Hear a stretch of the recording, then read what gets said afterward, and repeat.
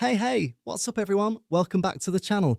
If you're new here, I'm really glad you stopped by. Make sure you hit that subscribe button and ring the bell so you never miss out on crazy stories like this. And hey, if you enjoy this video, don't forget to drop a like and leave a comment down below. I love hearing your thoughts and it really helps the channel grow. All right, enough talk. Let's get into it. Imagine being trapped in a metal tube at 35,000 feet, forced to fly towards certain doom by hijackers who refuse to listen to reason. This is the terrifying reality Captain Leul Abate faced on November 23rd, 1996, when Ethiopian Airlines Flight 961 was seized by three men with a childish understanding of aviation. With only 3 hours of fuel and a demand to fly to Australia, the crew knew they were doomed, but what happened next would rewrite aviation safety forever. On November 23rd, 1996, Ethiopian Airlines Flight 961 prepared for a routine trip from Addis Ababa to Abidjan. The Boeing 767-200 carried 163 passengers and 12 crew members, most of them connecting to other African destinations. Captain Leul Abate, a veteran pilot with over 11,000 flight hours, commanded the aircraft along with First Officer Yonas Merkuria.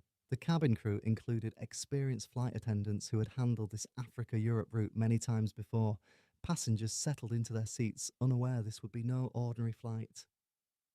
20 minutes after takeoff, three men stood up abruptly in the economy cabin. They forced their way toward the front, shouting in Amharic and broken English. Witnesses later described them as appearing nervous but determined, wearing ordinary clothes that didn't attract attention beforehand. One carried a rectangular object wrapped in cloth, which he held like a weapon. They shoved past a flight attendant who tried to block the cockpit door, striking her when she resisted. The men moved with frantic energy as if they'd rehearsed but weren't fully in control. Investigators would later identify the hijackers as unemployed Ethiopians in their late 20s. They had no known ties to terrorist groups, just a vague plan to seek political asylum abroad. Their lack of sophistication showed immediately. One waved what appeared to be a battery with wires sticking out, claiming it was a bomb. He shoved it against a flight attendant's neck while demanding the plane change course. Their amateurish behaviour caused more confusion than fear at first. Flight attendants initially thought they might be drunk passengers causing trouble, but the situation escalated when the leader burst into the cockpit. He shouted that they were taking control and redirected the plane toward Australia, a destination over 6,000 miles away. Captain Leul immediately knew the demand was impossible. The 767 carried only enough fuel for its scheduled 5-hour flight to Abidjan with standard reserves. Trying to reach Australia would mean certain crash. The hijackers refused to believe him, convinced the pilots were lying to thwart their plans. One pressed the fake bomb against Captain Leul's head, while screaming coordinates for Sydney. Flight data shows the plane abruptly turned southeast over the Indian Ocean. While pretending to comply, Captain Leul began subtle maneuvers to burn fuel faster, buying precious time. He knew two things the hijackers didn't: real aviation limitations, and their explosive device was an obvious fake. But revealing that truth could get everyone killed. As the coastline of Africa shrank behind them, passengers started realizing their ordeal had only just begun. The crew prepared for negotiations while watching the fuel gauges tick downward, knowing the hijackers' ignorance would soon force a confrontation no one could walk away from. The three men who hijacked Flight 961 didn't fit the profile of typical airplane hijackers.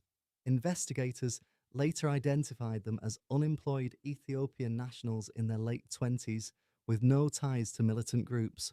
Unlike most hijackings in the 1990s, this wasn't a coordinated political act. These were ordinary men making reckless decisions that would cost lives. Their backgrounds offered few clues. They came from impoverished neighborhoods in Addis Ababa with no aviation knowledge or special training. One had worked briefly as a mechanic, which may explain his crude attempt to build a fake explosive device. The investigation revealed one final tragic detail. They hadn't even packed properly for their imagined new life.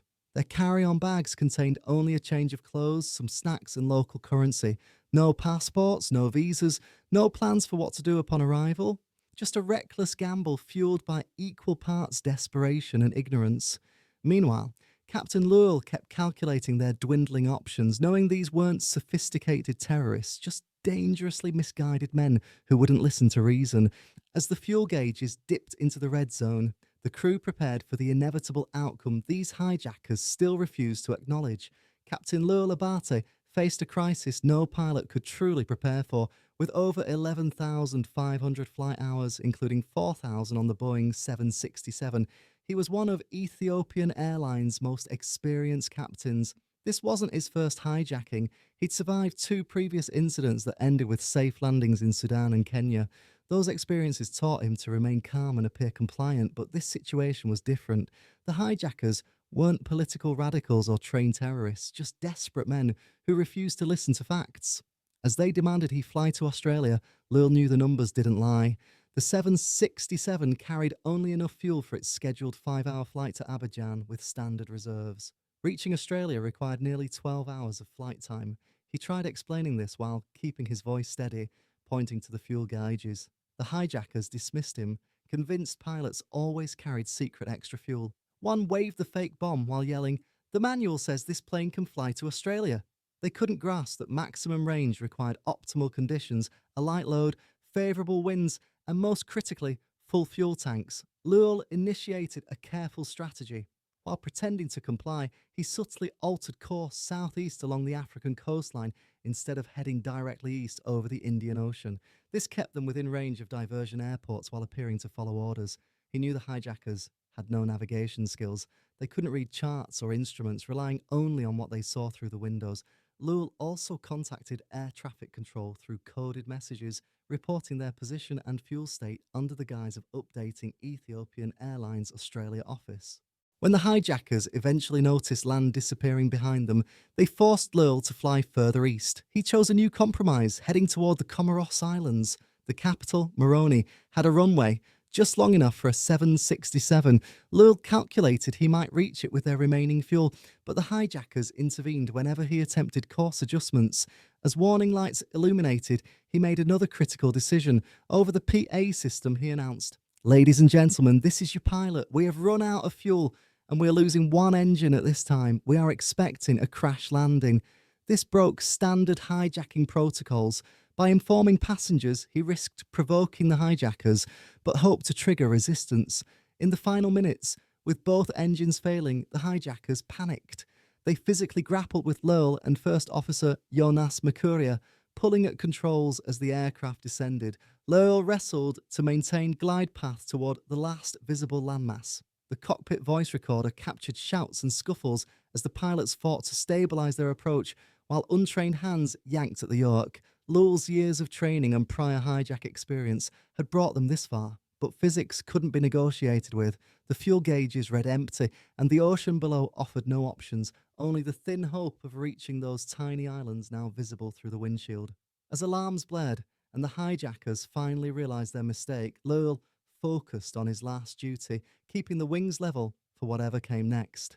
The hijackers brandished what appeared to be a bomb, a rectangular object wrapped in cloth, but Captain Leul immediately noticed something odd about it. Through the fabric, he could make out the shape of what looked like a glove stuffed with wires, not the compact package of an actual explosive device. Yet he couldn't take any chances. The way they handled it, shoving it against crew members' necks, waving it wildly, suggested they believed it was real, and that belief alone made them dangerous. Flight attendants later described the device as comically large, more like a bundled up sweater than a bomb. One crew member who got a closer look said the wires didn't connect to anything, just loose strands taped to what might have been a battery. But when the lead hijacker pressed it against First Officer Yonas Merkuria's temple, threatening to blow the plane sky high, the psychological effect was undeniable. Passengers froze in their seats, some sobbing quietly, others praying. Captain Leul had serious doubts about the bomb's authenticity, but he didn't have the luxury of testing it. Years of training had taught him that hijackers followed certain patterns, political demands, negotiated landings, but these men acted unpredictably. One moment they screamed about flying to Australia. The next, they threatened to detonate the plane if the pilots even looked at the fuel gauges. Their lack of coordination suggested desperation, not training. They weren't checking the device's wiring or setting timers, just clutching it like a prop while making wild threats. Investigators later confirmed the bomb was fake, likely a glove filled with random electronics to mimic the weight and shape of explosives. But in the air, with limited options, Captain Leul had to proceed as if it were real. The hijackers' unpredictable violence made the risk too high. They had already demonstrated their willingness to attack crew members, beating a flight attendant who tried blocking the cockpit door. Their erratic behaviour, alternating between frantic demands and sudden bursts of aggression, suggested they might set off whatever they were holding out of panic alone. The bomb threat served its purpose. It kept passengers and crew compliant. No one dared intervene, even as they saw the hijackers' amateurish handling of the device. Some passengers later admitted they suspected it was fake, but the risk was too great to challenge them. The psychological weight of that unknown, the possibility, however slight, that it might be real, paralysed resistance. In the final minutes of the flight, as fuel ran out and chaos erupted in the cockpit, the hijackers abandoned their fake bomb entirely. They stopped brandishing it, focusing instead on wrestling with the controls as Captain Leul tried guiding the plane toward land. When rescuers later recovered the wreckage, they found the supposed bomb discarded in the cabin, just a bundle of wires and cloth, harmless scrap that had wielded terror for hours. But its effect had been very real. That crude device forced a veteran pilot into a deadly calculus: comply with impossible demands or risk 175 lives on a hunch that the bomb was fake.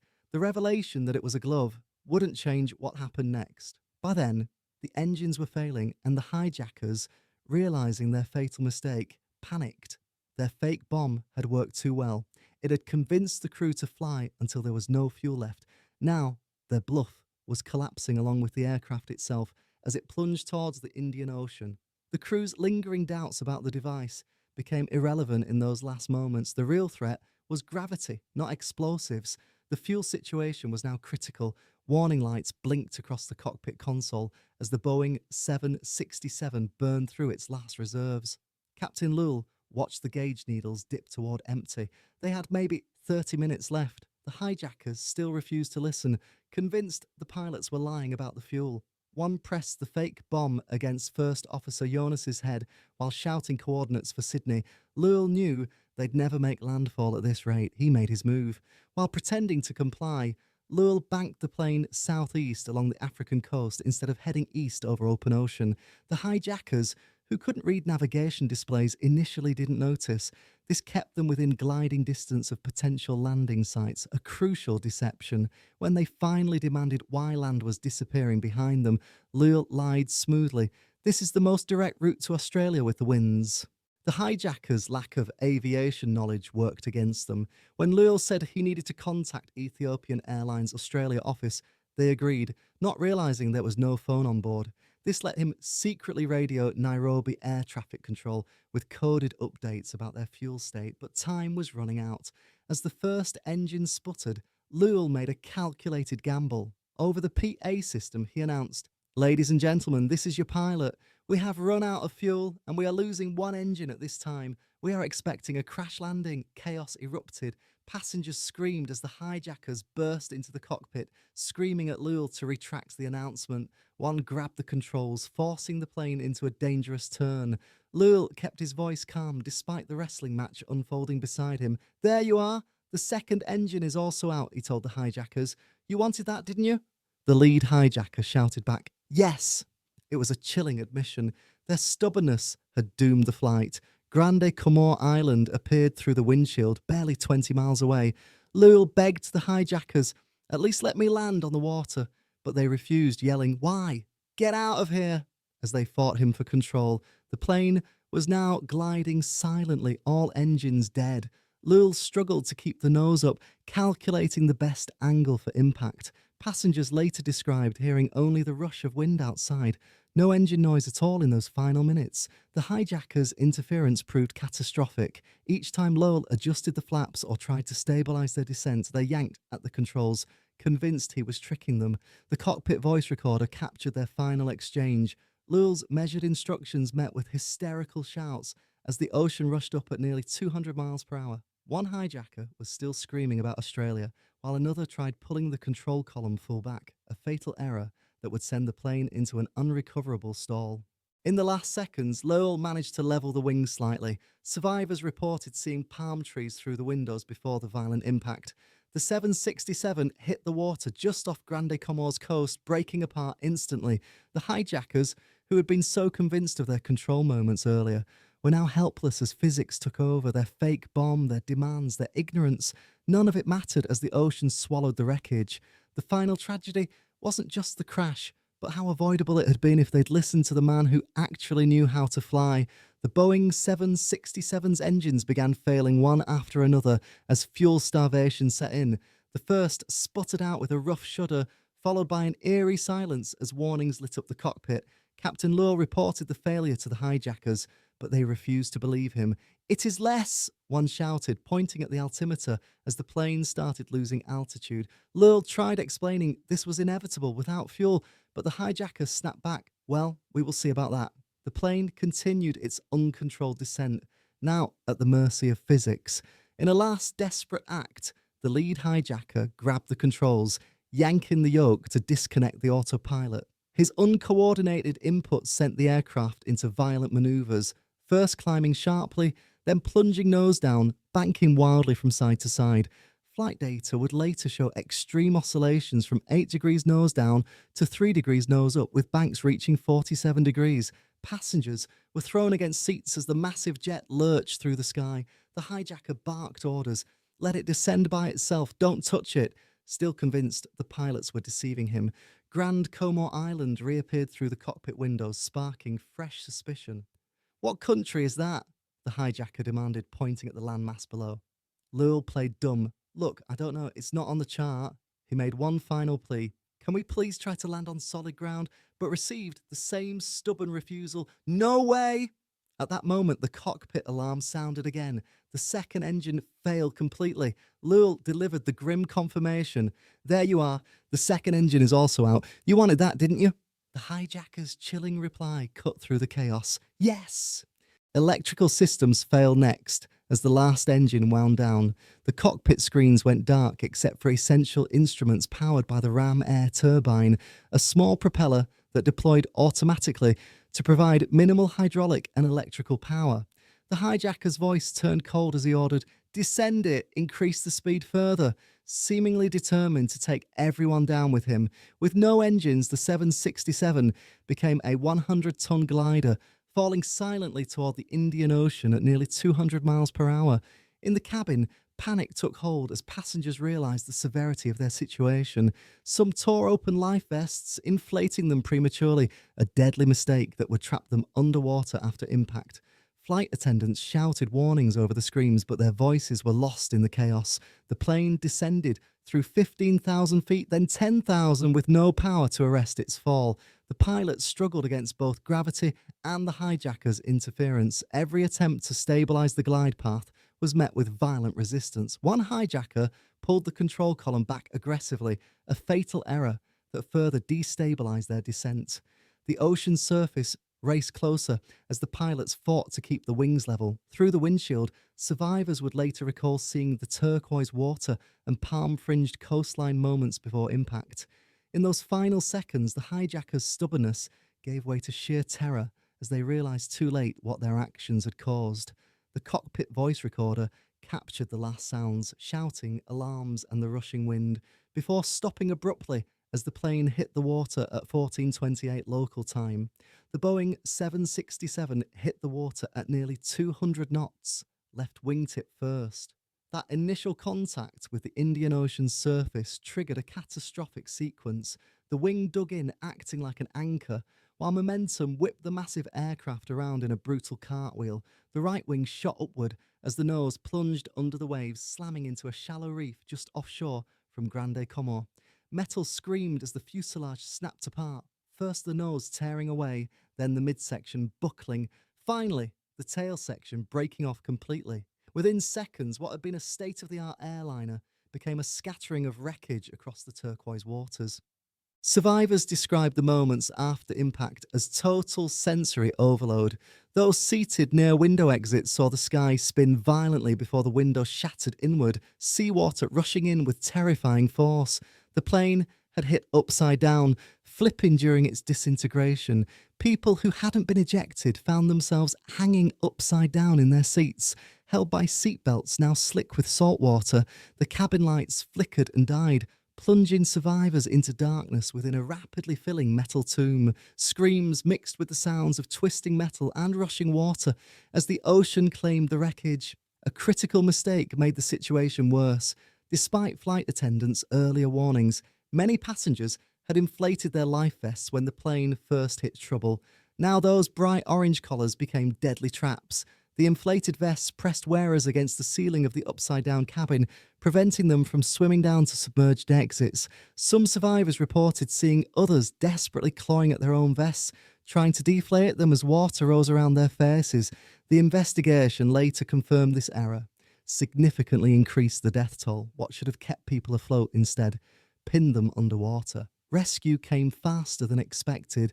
Though not fast enough for many, the crash occurred just 500 metres from the La Galawa Beach Resort, where shocked tourists watched the disaster unfold. Scuba instructors from a local dive school rushed into the water alongside hotel staff. French doctors vacationing at the resort waded into the shallows to pull survivors from the wreckage. The most chilling accounts came from these rescuers. One described seeing passengers still strapped in their seats underwater, their inflated life vests keeping them pressed against the ceiling just inches from air. The local airport's emergency team arrived within 30 minutes, coordinating with civilian rescuers. First Officer Yonas Merkuria survived with injuries, managing to pull Captain Leul from the wreckage. The three hijackers had likely been thrown from the plane on impact. None survived. In total, 50 people made it out alive from the 175 on board. The shallow water allowed some wreckage to remain visible, aiding rescue efforts, but many victims remained trapped inside. Divers later reported finding bodies still belted into seats, surrounded by floating personal items, passports, toys, and that infamous fake bomb, now just waterlogged junk bobbing among the debris. The crash of Flight 961 left a grim legacy visible on the seafloor for years afterward. Sections of the Boeing 767 remained half buried in sand, artifacts of decisions made thousands of feet in the air. Analysts would later calculate the plane had glided approximately 30 miles after fuel exhaustion before hitting the water. That distance could have taken it to safe landfall, if not for the hijackers' interference. As survivors were carried to shore, the resort's white sand beach became a triage zone, the palm trees bearing silent witness to both incredible rescues and unnecessary deaths. The waves continued their rhythm, slowly dispersing the fuel slick that marked where a plane had once been. The investigation into Flight 961 revealed hard truths about aviation safety that would reshape procedures worldwide. While most victims died from traumatic impact injuries, the inflated life vests clearly contributed to preventable deaths. Numerous passengers had inflated them prematurely during the emergency, only to become trapped against the ceiling when the cabin flipped underwater. This tragic mistake led to one immediate change. Every safety briefing now explicitly instructs passengers never to inflate vests inside the aircraft.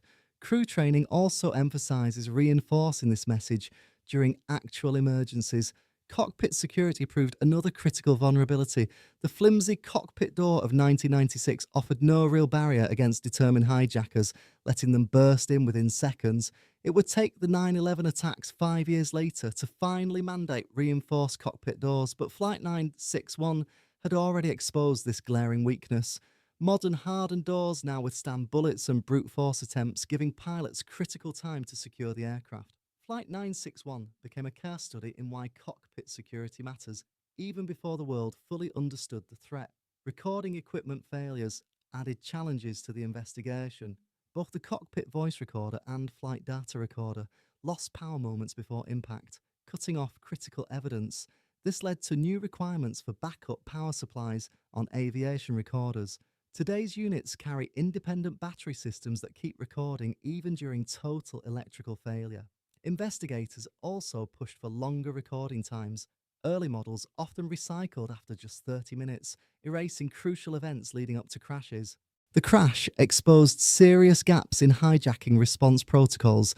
Captain Leul's handling of the crisis became required reading for pilots worldwide. His strategy, maintaining calm cooperation while subtly steering towards survivable outcomes, showed how to manage irrational hijackers. Training programs now emphasize buying time through strategic compliance and distraction techniques rather than outright confrontation, Experts consider this approach particularly vital when dealing with unsophisticated but volatile hijackers like those on Flight 961. Passenger briefings underwent complete redesigns after the crash. Survivor accounts revealed widespread confusion about emergency procedures during the crisis.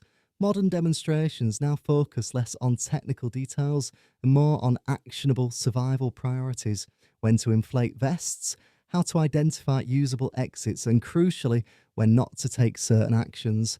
Airlines also standardise briefing content globally rather than leaving it to individual carriers.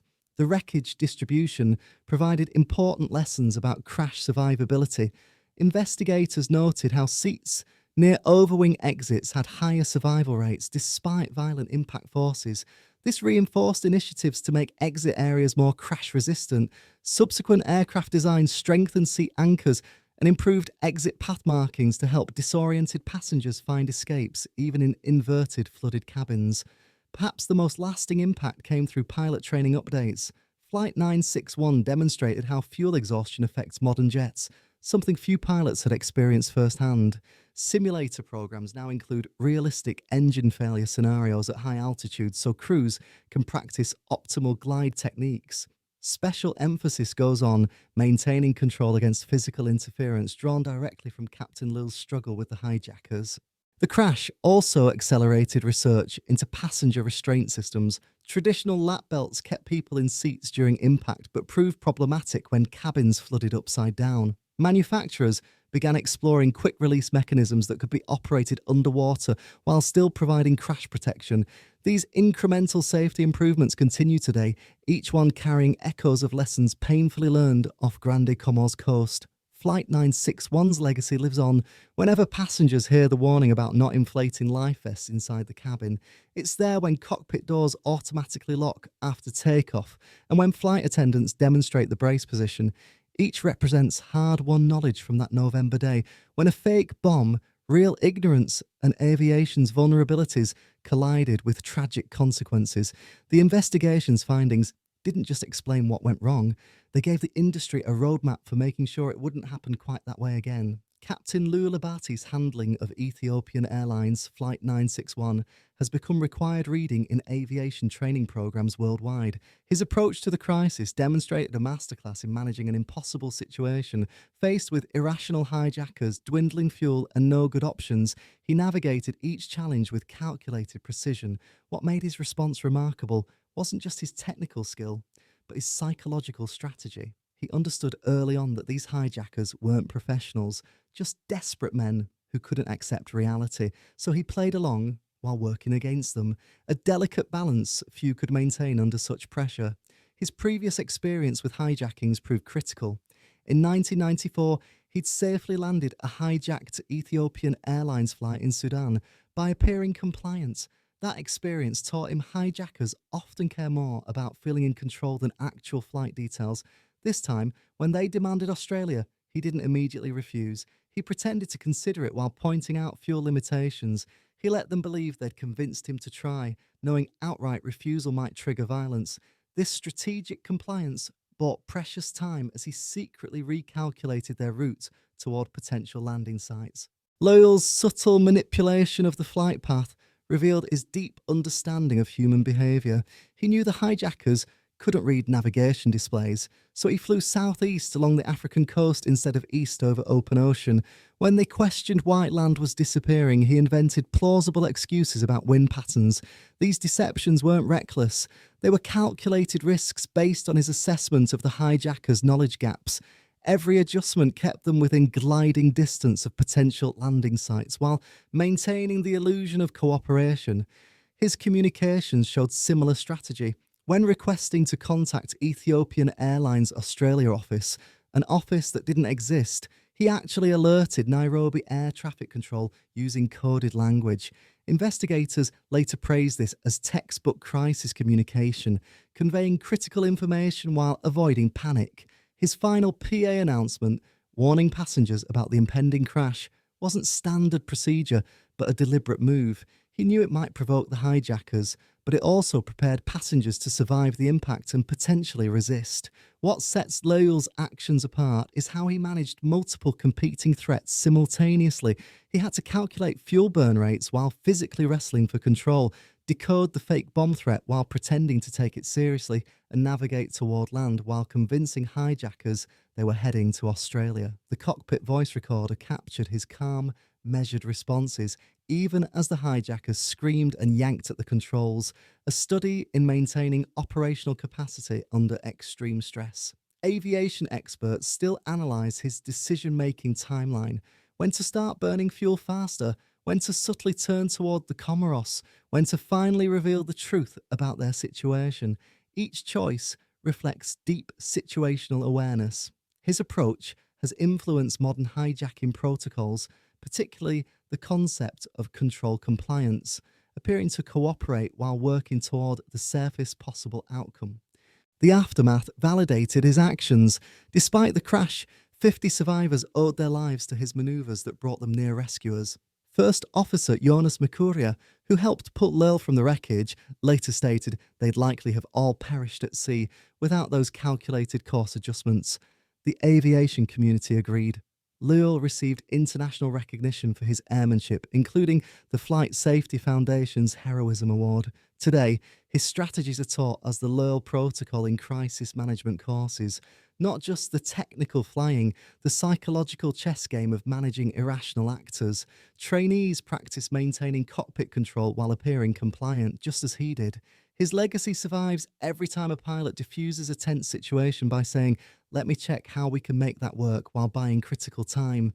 The Flight 961 black box recordings remain a training tool, with instructors pointing out how his steady voice never rose, even as the ocean rushed up to meet them. That calm in the face of certain disaster defines real leadership, not just flying a plane, but thinking several moves ahead when all the rules have broken down. His story transformed how pilots are trained to handle the ultimate test, when rationality and lunacy share a cockpit and survival depends on convincing the latter they're in charge. Before 1996, aviation safety protocols had glaring holes that Flight 961 painfully exposed. Cockpit doors were flimsy barriers that hijackers could breach in seconds. Life vest instructions weren't emphasized enough during safety briefings. Flight recorders could lose power during critical moments. These vulnerabilities became undeniable when the plane went down off the Comoros coast, forcing the industry to confront its weaknesses head-on. The life vest issue proved particularly deadly. Many passengers inflated them too early, trapping themselves against the submerged cabin ceiling. Post-crash investigations showed this mistake directly contributed to drownings that might have been prevented. Airlines worldwide responded by overhauling safety demonstrations. Today's briefings repeatedly stress never to inflate vests inside the aircraft, often showing graphic demonstrations of what happens if you do. Crew training now includes specific drills for water landings where they physically demonstrate the correct sequence: exit first, inflate after. Cockpit security underwent the most visible transformation. The feeble door that gave way instantly in 1996 has been replaced by reinforced barriers capable of withstanding bullets and brute force attacks. Modern cockpit doors automatically lock after takeoff, can only be opened with special codes, and contain peepholes so pilots can assess threats before granting entry. These changes, while accelerated after September 11th, first gained serious consideration following Flight 961's cockpit breach. Flight recorder technology leaped forward too. Investigators lost valuable data when the original black boxes lost power during the crash. New regulations required independent battery backups that keep recording through total electrical failure. Extended recording capacities became mandatory. Modern units capture at least 2 hours of cockpit audio instead of the old 30-minute limit. These improvements help prevent future mysteries when tragedy strikes. Pilot training incorporated new hijacking response strategies modelled on Captain Leul's actions. Simulator programs now include psychological components where crews practice strategic compliance, appearing to cooperate while subtly working towards safer outcomes. Trainees learn to recognise different hijacker types, from political extremists to desperate amateurs like those on Flight 961. They practice coded communication techniques and fuel management during hostage scenarios. passenger education became more behavioural focused after the crash. Instead of just listing safety features, crews now emphasize key survival actions through repetition and storytelling. Briefings highlight that human instinct often gets emergencies wrong, like the urge to inflate life vests early, and provide clear alternatives. Airlines standardize these messages globally to prevent confusion among international travelers. Air traffic control protocols evolved as well. Controllers now receive specific training for hijacking scenarios, learning when to comply with demands versus when to stall. Communication procedures emphasize de escalation language, a lesson learned from Nairobi controllers' frustrated exchanges with Flight 961's hijackers. Controllers practice coordinating with military and security agencies without provoking hostage takers. The wreckage distribution provided unexpected insights into crash survivability. Investigators noticed passengers near overwing exits had higher survival rates despite violent impact forces. This led to reinforced seat anchors near exits and improved path marking systems that remain visible underwater. Manufacturers began testing seat designs that release more easily when submerged while still protecting during impact. Perhaps the most enduring legacy appears in pre-flight routines worldwide. When a flight attendant demonstrates life vest usage or the captain locks the cockpit door, they're enacting changes born from Flight 961's tragedy. The FAA requires airlines to review the incident during safety training, using it to underscore why seemingly small protocols matter. Every time passengers hear, "Do not inflate your life vest inside the aircraft," they're hearing a direct message from those who learned the hardest way possible. These changes collectively created layers of defense against similar tragedies. Modern aviation security doesn't rely on any single measure, but rather interconnected systems, stronger doors, better trained crews, educated passengers, and redundant recorders. Flight 961 proved disasters usually result from multiple failures, so solutions must address each vulnerability. Industry groups still study the accident annually, ensuring its lessons remain fresh as new threats emerge. The upgrades spawned by this tragedy continue saving lives decades later, making it one of aviation's most influential crashes despite its smaller scale. The survivors of Ethiopian Airlines Flight 961 described scenes of chaos as the plane hit the water. Those near window exits saw the ocean rush up before windows shattered inward, flooding the cabin instantly. The aircraft flipped upside down on impact, leaving passengers hanging from their seatbelts as water poured in. The inverted position made escape nearly impossible. Exits were underwater, and the aisle became a vertical shaft filling rapidly with debris. Survivors recalled the disorientation of seeing bubbles rise downward as the cabin lights flickered out. First Officer Yonas Merkuria fought through the flooding to help passengers. Despite his injuries from the hijackers, he moved through the cabin yelling instructions not to inflate life vests, but many had already done so. These passengers found themselves pinned against the ceiling by their buoyant vests, unable to swim down to submerged exits. Yonas and flight attendants worked desperately to deflate vests and free trapped people, but the rising water complicated every action. Some survivors reported seeing others clawing at their inflated collars, trying to remove them as the cabin filled. The resort's proximity proved life-saving for some. Scuba instructors from a nearby dive school reached the wreckage within minutes, swimming through broken sections of fuselage to pull people out. They described finding passengers still strapped to upside-down seats, some alive but unable to free themselves. One rescuer recalled seeing a row of inflated orange vests pressed against the cabin roof, each representing someone trapped underwater just inches from air. French doctors vacationing at the hotel waded into the shallows to treat injuries on the beach, turning the white sand into a triage area. Survivor accounts highlight critical moments of decision. Those who waited to inflate vests until outside the plane had better chances. Some followed bubbles to find exits, while others kicked downward blindly until finding open water. One passenger remembered holding his breath for what felt like minutes as he fought through floating luggage to reach daylight. Several described being pulled from the water by locals using paddleboards and small boats. Their first realization they might live. Physical injuries told another part of the story. Many survivors suffered broken bones from the violent impact. Some had deep cuts from contact with shattered windows and twisted metal. Salt water worsened wounds, burning eyes, and exposed injuries as people waited for medical help. The most fortunate found themselves relatively unharmed, shocked and soaked, but mobile enough to help others. These less injured passengers became accidental rescuers, pulling dazed survivors to floating debris. The psychological aftermath lasted far longer than physical wounds. Survivors spoke of recurring dreams about drowning and the sounds of twisting metal. Some avoided air travel for years afterward, while others returned to flying quickly to confront their fear. Many reflected on split-second choices that determine survival, choosing one exit over another, helping a stranger swim free, or remembering not to inflate their vest. These details haunted them as much as the crash itself. Investigations later revealed communication gaps that may have cost lives. Crew warnings about life vests were primarily given in English, though many passengers spoke other languages. Some survivors admitted they hadn't understood the instructions about when to inflate. This tragic miscommunication led to changes in how airlines deliver safety briefings, now incorporating visual demonstrations and multilingual crew members. The final survivor count stood at 50, mostly those near exits who avoided premature vest inflation.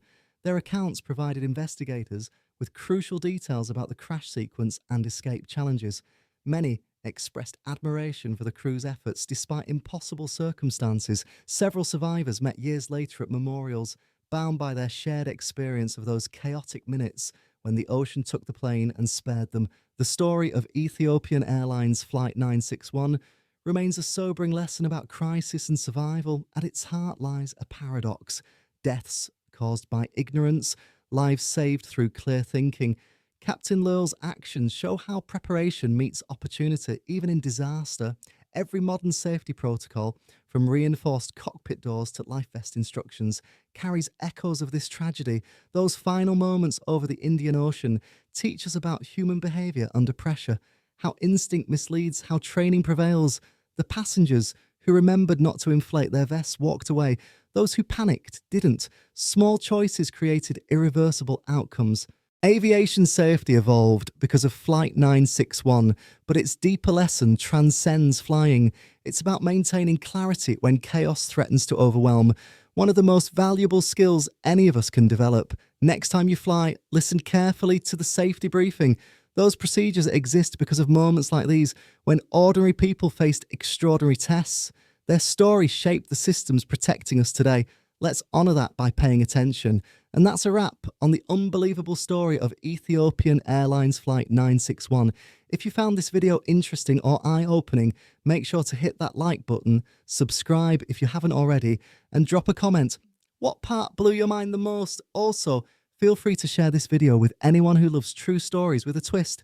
Thanks so much for watching. You guys are the real MVPs. Catch you in the next one.